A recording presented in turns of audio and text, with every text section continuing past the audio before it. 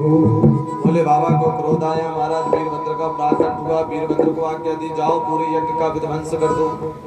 अब सारे देवता गण जाने लगे महाराज, भूत प्रीत सब।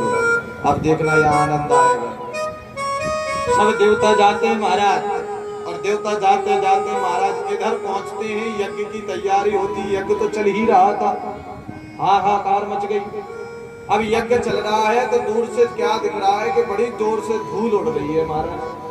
उस धूल को देखा तो लोगों ने विचार किया हो सकता है शाम का समय है, गाय वापस आए हैं, तो धूल उड़ रही है। लेकिन उनको क्या पता कि समस्या बढ़ने वाली है। अब विचार करने लगे कि हो सकता है कि आंधी तूफान आ रहा होगा जिससे ये इतनी धूल उड़ रही है। लेकिन महाराज इतने में देख ही रहे थे कि सारे भोले बाबा के जितने भी गण थे सब नमो नमो हर हर हर महादेव, हर हर महादेव का नारा बोलते हुए और यज्ञ में कूद गए। अब यज्ञ में कूदे तो जितने भी देवगण थे, कोई अब यज्ञ होता है तो महाराज मिठाइयां भी बनती हैं, तो कोई जाके रसगुल्ला के भगोना में कूद गया, कोई सब्जी में कूद गया, कोई बालूशाही उठा के खाए और एक दूसरे को मारे। और भूत जितने भी थे, भगवान भोले बाबा के गण थे, भूत प्रीत थे, सो जा जाके किसी ने भृंगु ऋषि की दाढ़ी को खींचा, किसी ने किसी ऋषि की पूषा देवता को मूंछों को काट दिया। ऐसे सारे जितने भी संत थे सबको खंडित कर दिया।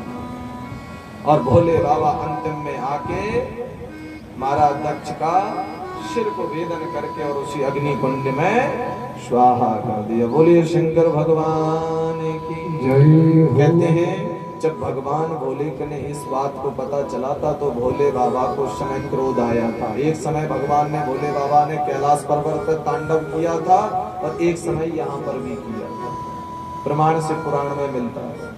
बोले शंकर भगवान की जय।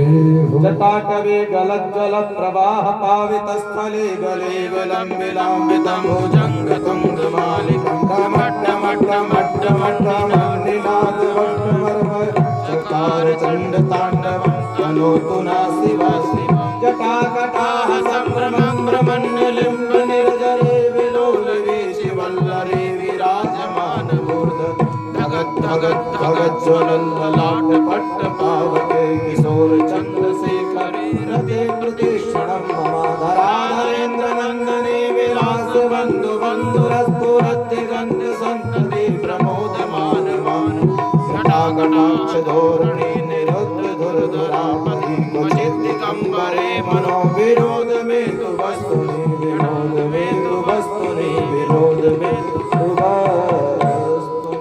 शंकर भगवान की जय। तो प्यारे भोले बाबा ने इस तरीके से जटाट भी गलत चला, भगवान ने अपने जटाओं को तोड़ा महाराज, और जाने के बाद पूरे यज्ञ को खंड मंड कर।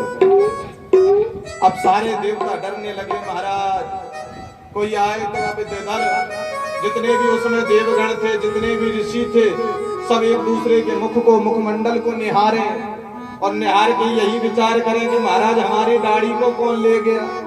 अब किसी को पता हो तब तो हमने कहा था ना, चीन के देवता आए थे भूत बाबा, अब भी कौन उनको कौन देख सकता। चीन के सब भूरे भूरे रह गए, दिखाई ना देवे, छोटी छोटी आंखन के। अब आके महाराज सारे ऋषियों की कोई मूछे तान है तो कोई दाढ़ी खींच दे, और सब अग्नि कुंड में हर हर महादेव। अब सब देवता डरने लगे, जाके ब्रह्मा जी के पास पहुंचे। ब्रह्मा जी गजब है गो, हमें माफ करो और हमारी रक्षा करें। ब्रह्मा जी बोले जिसको तुमने अपमान किया उसके पास जाओ, उसी से निवेदन करो। ब्रह्मा जी ने जब इस तरीके से कहा तो सब सारे देवता नारायण के पास पहुंचे। हे भगवान विष्णु, हमने सुना है आप तो बड़े दीन बंधु हैं, दयामय हैं, कृपा कीजिए।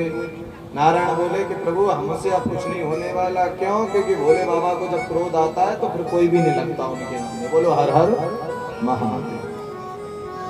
अब सबने विचार किया कि जिसके कारण ये हुआ है उसी के चरणों में हमें चलना चाहिए। सारे देवता भोले बाबा के पास आए, बाबा क्षमा कर, माफ कर, यथोक्तेन क्षमा देवा मम देवम नमस्ते। देवता भोले बाबा शांत हुए, ब्रह्मा जी ने आज्ञा दी, बाबा प्रसन्न हुए, शांत हुए। यज्ञ को प्रारंभ कर दिया गया। अब वहां जब महाराज यज्ञ करें तो करें दोबारा कैसे, क्यों? क्योंकि यज्ञ में तो सारे देवता जितने थे सब खंडित, किसी की गाड़ी नहीं है तो किसी की मूछ नहीं है, किसी के बाल नहीं है। क्यों? क्योंकि पता नहीं कब भूत प्रीतों ने उनकी दाढ़ी को निकाल दिया, किसी ने किसी को देख नहीं पाया। अब भोले बाबा ने विचार किया कि जो नंदी था वो कहाँ चला गया, उसको तो लाओ पहले, क्योंकि जब तक हम अपने आसन पे नहीं बैठेंगे तब तक हमें शांत होने वाले नहीं है। अब महाराज पूरे यज्ञशाला में नंदी की खोज, अब नंदी वहां हो तब तो नंदी मिले। इतने में क्या देखते हैं कि नंदी बाबा रसगुल्ला के बामे से भगोना में से खूब अपनी मूछन पे ताव देते हुए, चाशनी लपलपाते हुए, जीभ लपलपाते निकल रहे। बोलो हर हर महादेव। ओहो बाबा बोले वाह बेटा तू ही गजब को निकलो, सबने तो एक दूसरे की मार खाई और ते आके सीधो रसगुल्ला के भगोना में कूद गो। बाबा प्रसन्न है। नंदी ने अपने धौंद पे हाथ फेरी पेट पे और आके बाबा के चरणों में नमन किया। बाबा ऐसे ही झगड़ा रोज रोज मिले तो मुंह को फायदा पहले है। बाबा से प्रसन्न हुए महाराज। नंदी बाबा के ऊपर भोले बाबा विराजमान हुए। सभी को जितने भी खंडित देवता थे सबको शुद्ध मत किया। उसके बाद विचार किया कि अब जो ये प्रधान यजमान था उसका तो सिर ही नहीं है भाई, पूजा करेंगे यजमान का तो सिर ही नहीं है, कैसे करेंगे? उसका धर तो वो पड़ा है देह, लेकिन अभिमंत्रित करके उसके देह को फिर से जीवित किया। परंतु अब जो मुखमंडल था उसको तो अग्नि में दाह कर दिया था, भस्म कर दिया था। वो कहाँ से लाए? बोले अब वो तो लाना सुनिश्चित नहीं है, क्योंकि अग्नि के मुख में एक बार स्वाहा करने के पत्नी ने डांटा के जाओ चोरी करके लाओ। अब जाएं तो कहाँ जाएं, लॉकडाउन लगा है, रोड पे पुलिस खड़ी है, अगर जाते हैं तो अभी 12 बज जाएंगे, इतनी मार गलेगी। पुलिस के डंडे बहुत होते हैं, हमने देखे पुलिस के डंडे, उन पे लिखा रहता है कब आओगे, कब मिलोगे। तो प्यारे जब उस चोर ने देखा कि रास्ते में तो पुलिस खड़ी हुई है, अब कैसे पहुंचे, चोरी कहाँ करें, तो सामने भोले बाबा का मंदिर दिखाई दिया। इसने विचार किया कि क्यों ना आज बाबा के मंदिर में ही चोरी कर डालते। गया महाराज मंदिर में। अब मंदिर में गया तो चारों तरफ निहारा इसने, और निहारने के बाद देखा तो ऐसे दीवार बनी हुई थी और साईं बाबा बैठे थे, भोले बाबा, हनुमान जी, पठान बाबा, और कोई ना दिखाई दे। बोले चोरी करें तो करें कैसे, क्योंकि मंदिर में तो दान पेटी भी कहीं नहीं दिख रही है, और अगर चोरी तो करना है घर में अन्न नहीं है। तो इसकी नजर कहाँ पहुंची? भोले बाबा के घंटे के ऊपर, और घंटे के ऊपर पहुंची। इसने सोचा घंटा ही चुरा लेते हैं, 2 दिन बाद मार्केट खुलेगा, क्योंकि संडे लॉकडाउन लग रहा है, तो सोमवार को तो खुल ही जाएगा, इसलिए मार्केट में बेचेंगे, कुछ पैसा आएगा तो इससे अपना जीवन, अपने उधर का पूर्ति हो जाएगी महाराज।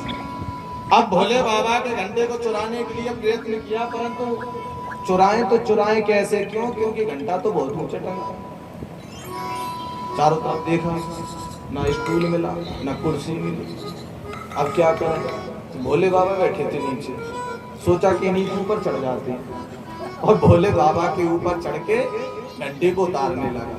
इतने में भोले बाबा प्रकट हो गए और पीछे से बोले बेटा मैं तेरी हेल्प करूंगा। पीछे मुड़ के देखता है, अरे वाह बाबा। तो कहते हैं ना भोले बाबा बड़े भोले हैं महाराज, भोले का कहना ही क्या है। तो प्यारे जब भोले बाबा से बड़ा निवेदन किया ऋषियों ने तो बड़े प्रसन्न हुए, और प्रसन्न होने के बाद अपने मन को शांत किया। शांत करने के बाद ठाकुर जी इतने भोले थे कि विवाह करने के लिए जैसे ही पहुंचे, विवाह करने के लिए जैसे ही बारात लेकर जाते हैं